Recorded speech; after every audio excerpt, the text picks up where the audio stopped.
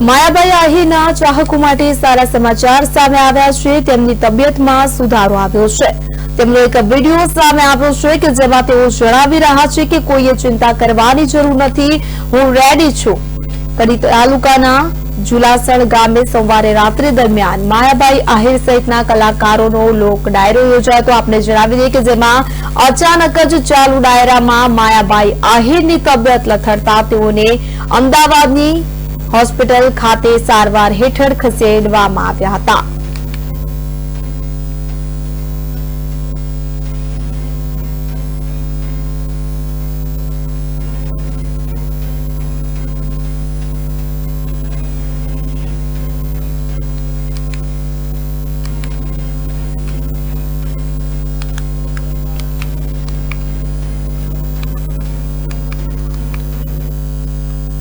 જૂનાગઢ કેશોદના પાગરી ગામ નજીક આવેલ તોરણીયા હનુમાન મંદિરે સેવા આપતા સાધુ અને સાધ્વી મંદિરમાં આવતા ભાવિકો સાથે અયોગ્ય વર્તન કરતા હતા। મેકઅપના સામાન, અવનવી ચીજવસ્તુઓ મંદિરમાંથી મળી આવતા ગામના લોકો દ્વારા મંદિરની સેવા સંચાલનમાંથી સાધુ અને સાધ્વીને દૂર કરવામાં આવ્યા હતા।